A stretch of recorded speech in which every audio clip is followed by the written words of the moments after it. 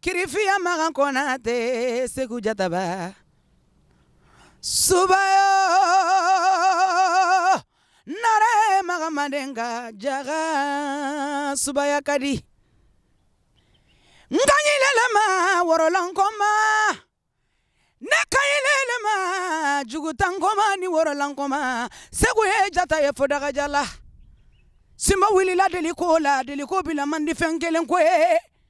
Nebe simbo mima, Genève minantigi, Canada minantigi, Amerika minantigi, Paris minantigi, Hansimbo nyara, lawali simbo.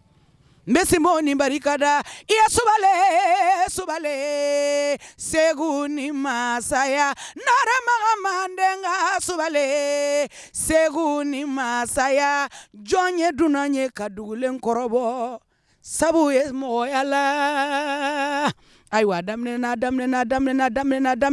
simbo wulila simbomba simbo min to kulangolonke simbo mun be jeliw sɔn simbo mun b'a ka baara dɔn simbo mun n'a y'a jɔ k'a ka baara kɛ i be Ala subahana wa taala kali ko a jinɛ wa mɔgɔ ka sɔrɔ mɔgɔ do bebe jaloden do a ko ka welewele lase Bamakɔ bɛɛ lajɛlen ma Sekou kanubagaw a ye émission kɔrɔlen min kɛ ka tɛmɛ o tɔw de bɛna jouer tuguni Mousso TV kan a duman mayɔrɔw de olu de bɛna fara ɲɔgɔn kan tugu ka jouer Mousso TV kan samedi à partir de 14h ani dimanche à partir de 20h donc simbo kelen bɛ ka an bɛɛ invité an k'an sigi an ka jabaraninw kɔrɔ k'a lajɛ a don kɔni woro karilen bɛ su sama parce que Sekou bɛ ko o ko la o tɛ ko de ni Ni ye ɲamɛdeni banka ye ka fɔ n kanubaga bɛɛ lajɛlen ɲɛna a ka Mousso TV filɛ ni Ala ye samedi yira an na à partir de 14h bɛɛ k'i sigi Mousso TV kɔrɔla la émission bɛna bɔ émission tɔgɔ ko Faso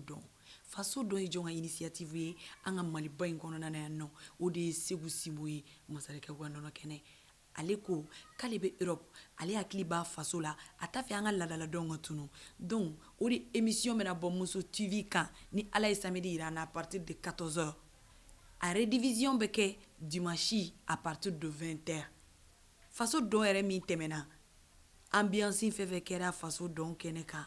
koba fɛn fɛn kɛra olu de bɛna bɔ ka yira u la a ye bɔ an ka filɛ ɲɔgɔn fɛ